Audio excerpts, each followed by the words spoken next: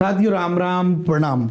जिस भी विद्यार्थी ने हॉरर मूवी नहीं देखी है वो केवल आरपीएससी के रिजल्ट देख लो, आपको पता चल जाएगा हॉरर क्या होता है। जी हाँ साथियों, आरपीएससी का जो रिजल्ट का खतरनाक खेल है उसने अब एक और मोड़ ले लिया है। पहले क्या हो रहा था, कम से कम पॉलिटिकल में 6 विद्यार्थी तो पास हुए, हाँ, और उसके अलावा होम साइंस में 2 विद्यार्थी तो पास हुए। अब एक और रिजल्ट आ गया है जिसमें एक भी विद्यार्थी पास नहीं हुआ है।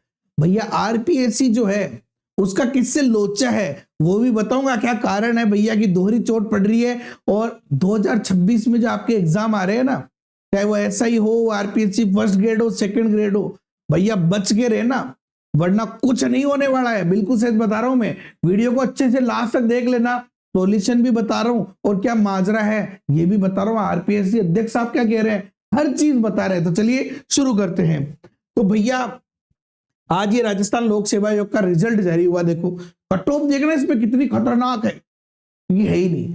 तो सहायक आचार्य ज्योतिष गणित संस्कृत शिक्षा विभाग जो है महाविद्यालय कॉलेज लेक्चर्स में, तो उसके लिए जारी हुआ है। तो यहाँ पे बाकी सब तो है कि भैया आयोजन देखो, बेचारों ने परीक्षा भी करी कि प्रश्न पत्र तृतीय की परीक्षा का आयोजन 8/9/2024 को हुआ साहब, कोई बात नहीं। अब यहाँ पे ये देखो जो भी फालतू की रामायण है वो सारी बता दी। और लास्ट में क्या है, मेन मुद्दा रिजल्ट क्या है। रिजल्ट समझो आप कि विज्ञापित पदों के दृष्टिगत उक्त परीक्षा के अंतर्गत न्यूनतम उत्तीर्णांक प्राप्त कोई अभ्यर्थी उपलब्ध नहीं है। मिनिमम पासिंग मार्क्स एक भी स्टूडेंट के नहीं आए। तो इससे देखो आरपीसी के लिए यहां तालियां होनी चाहिए। इससे ये तो पता चल रहा है कि सीटें बिक नहीं रही है, समझ रहे हो, सीटें आरपीएससी में बिक नहीं रही है। तभी तो भाई साहब 2 गुना छोड़ के 1 गुना के छोड़ के यहां तो एक का ही नंबर नहीं आया, एक का ही नंबर नहीं आया। चलो कोई बात नहीं। यहां पे आरपीएससी जो है अध्यक्ष साहब क्या कह रहे हैं कि राजस्थान में 4 से 5 हजार करोड़ की कोचिंग इंडस्ट्री खड़ी हो गई है। अच्छा करोड़ है कि मैं सोचा 4-5 हजार की, मैं तो 4-5 हजार भी नकमों कोचिंग हूं, तो करोड़ की कोचिंग इंडस्ट्री खड़ी हो गई है। देखो पता है इन्होंने क्या बोला है, ठीक है ना। पहले इस बात को समझो कि भैया जो कर्नल केसरी सिंह है उन्होंने क्या बयान दिया है कि पेपर में कुछ भी पूछा जा सकता है। सही है साहब, ते ऐसा ही थोड़ी बनाए रहे, तो सेकंड ग्रेड टीचर थोड़ी बनाए रहे, तो आईएएस बना रहे। हर विद्यालय में कलेक्टर हो वो जरूरी है, तो थे कलेक्टर बना रहे। अब कलेक्टर भाई इसको पेपर यान कोई हो भाई साहब। इसके अलावा कोचिंग संस्थान अपना स्टैंडर्ड बढ़ाए। मैंने यान लगा कोई कोचिंग में कोई राड होगी दिखाई। हम बच्चों की भीड़ को ठगने नहीं आए हैं। हाँ चलो ये बात मानते हैं क्योंकि सच में कुछ कोचिंग ऐसी है जो फीस लेती है पढ़ाती नहीं है। कौन सी है ये नहीं पता, मैं होगी कुछ तो। कोचिंग बच्चों को सेल्फ स्टडी से दूर कर रही है। ये कहीं कुछ हद तक ठीक है क्योंकि बहुत सारे स्टूडेंट सेल्फ स्टडी नहीं करते, डिपेंड रहते हैं और उनका सिलेक्शन होता भी नहीं है।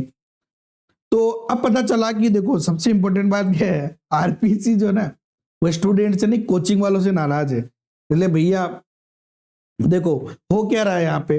अब यहाँ पे सिस्टम क्या हुआ देखो, 40% का नियम तो बनाया ही बनाया, कोई बात नहीं, मैं गलत नहीं मानता, गलत बिल्कुल नहीं मानता कि जहां माइनस वाले सिलेक्ट हो रहे थे उसके बजाय 40% वाले सिलेक्ट हो, समझ में आता है।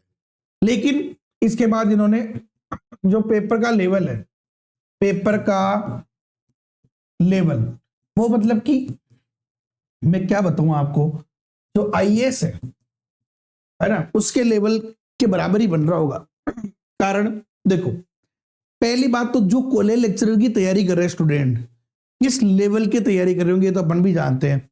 एक भी बंदे का सिलेक्शन नहीं हुआ, एक का भी।